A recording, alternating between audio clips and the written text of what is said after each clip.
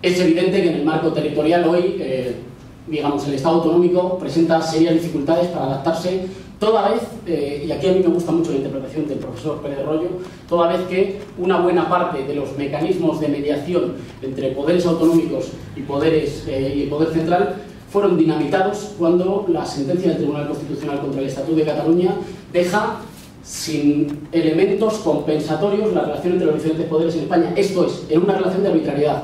Lo apunto como dato que no me parece menor. La negociación que le ha permitido al gobierno sacar los presupuestos es una negociación fundamentalmente, digamos, con el Partido Nacionalista Vasco actualizando el cupo, pero que tiene un elemento que no ha sido tan notado, que no son los 1.400 millones de euros para el cupo.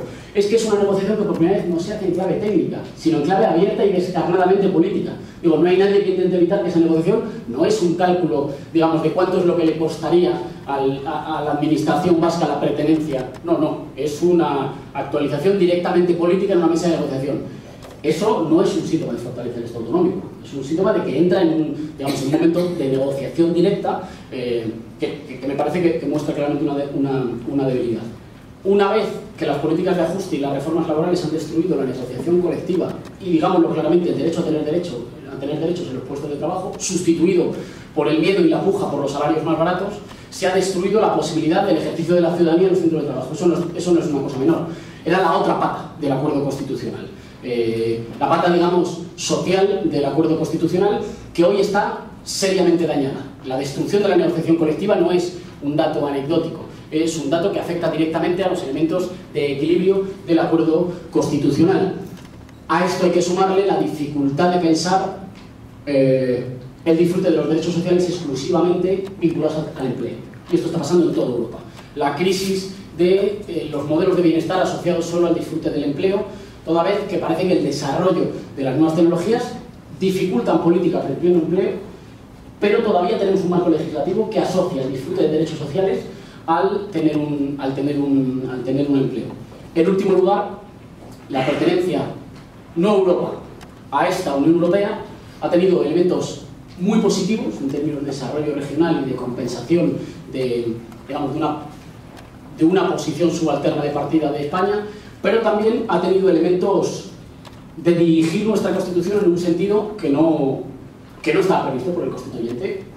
De nuevo, en forma muy resumida, la modificación del punto 3 del artículo 135 de la Constitución española, que le da prioridad por encima de todo al pago de los intereses de la deuda, deja las posibles políticas keynesianas fuera de la Constitución. Claro, tampoco es un punto menor, porque en realidad eso lo que está haciendo es constitucionalizar una deriva neoliberal que prioriza el ajuste fiscal y la obsesión de la lucha contra el déficit por encima de otros objetivos políticos, como la lucha por el pleno empleo o como la lucha por el cambio de modelo productivo y la posibilidad de hacer políticas contracíclicas. Uno puede estar más de acuerdo o menos de acuerdo. Ciertamente esto no estaba en el acuerdo constitucional, no ha pasado en modo alguno por ninguna aprobación del constituyente, más que indirecta, y ha ido modificando el sentido de nuestro acuerdo constitucional en un sentido que no dota de muchos elementos a las instituciones democráticas para hacer frente a dos grandes problemas. Uno, que la integración monetaria en Europa no ha ido acompañada de una integración fiscal y social, lo cual nos coloca ante la posibilidad de que los gobiernos tengan que luchar en condiciones de dumping social, a ver quién hace la legislación laboral que pague menos, que desregule más, y la legislación fiscal que garantice más permisividad para con capitales que hacen negocio aquí, pero que no cumplen con sus obligaciones aquí. Y en segundo lugar, la dificultad de una parte de las instituciones democráticas nacionales, a esperas de que sean superadas, que es deseable, por instituciones democráticas supranacionales o regionales, pero que todavía están, convendrán conmigo, en ciernes para desarrollar políticas que garanticen esa pata fundamental del acuerdo social del 78, que son los derechos sociales. Es verdad que están menos protegidos que otros derechos. Los derechos sociales, los principios rectores que están en el capítulo 3 del título primero de la Constitución, tienen una protección menor que otros derechos. Pero hoy no es que tengan una protección menor, es que, digámoslo claro, algunos de ellos producen sonrojo. Digamos, el contraste entre lo firmemente escritos que están en la Constitución y la imposibilidad de concretarlos en la vida cotidiana para millones de españoles en el día a día. Esos son elementos de crisis constitucional, no de crisis de la obra realizada en 1978. No es una revisión de aquello realizado. es una revisión de qué cosas han envejecido bien, qué cosas han envejecido mal y en qué sentido se han movido. Y yo sostengo que se han movido en un sentido de retroceso en los contenidos de mayor ambición social de la Constitución y en algunos casos, como por ejemplo en la pulsión recentralizadora contra los ayuntamientos expresada en la Ley Montoro, y antes seguramente expresada en la Ley del Suelo de José María Aznar, que priva a los ayuntamientos de una parte de la financiación por parte de los estados a cambio de inflar la burbuja inmobiliaria, que lo que hacen es, en mi opinión, un estrechamiento, un retroceso o una involución en un sentido oligárquico de nuestra Constitución. Apunto solo en forma de telegrama algunos de los que creo que son las tareas que tenemos que afrontar. Es evidente que tenemos que afrontar una modificación y una reforma de nuestro sistema electoral marcadamente desigual y marcadamente poco proporcional. Es evidente que tenemos que afrontar, me parece, una modificación de la regulación de nuestros partidos políticos y de la financiación de nuestros partidos políticos. Es evidente, creo que es difícil sostener que alguien defienda el Senado tal y como está y en las condiciones en las que existe, que sea útil para el desarrollo de la democracia española. Me parece sentido tener una Cámara Alta de doble revisión marcada por aún más desproporcionalidad, y por tanto habría que pensar si se anula o si se modifica en términos de Cámara Territorial. Creo que es evidente, y aquí no estaremos en absoluto de acuerdo, que hace falta una revisión del modelo territorial.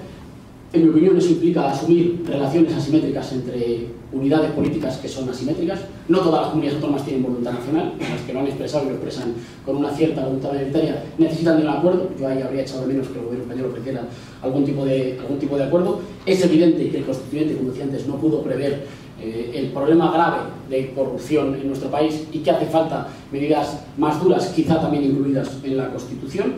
Y me parece que es evidente que frente a la constitucionalización de la mal llamada austeridad, es decir, de los ajustes que provocan una transferencia de riqueza de la base de la pirámide a la cúspide de la pirámide, hace falta invertir esa tendencia con la posibilidad de constitucionalizar no un techo de gastos, sino un suelo de ingresos que garantice que se pueden ejecutar y que se pueden prestar algunos de los derechos sociales que están ya recogidos en nuestra Carta Magna.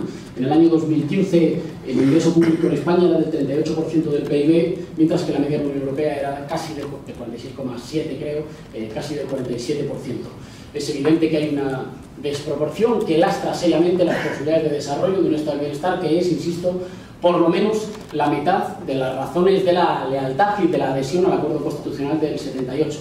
Señalar eso, en mi opinión, no es atentar contra lo realizado hace 40 años, sino es alertar sobre una deriva peligrosa en un sentido regresivo con respecto al acuerdo del 78 y poner encima de la mesa la necesidad de actualizarlo, no para las necesidades, los traumas, los peligros y las herencias de la España que éramos en 1977 o 78, sino para la España que somos hoy en el año 2017. Muchas gracias.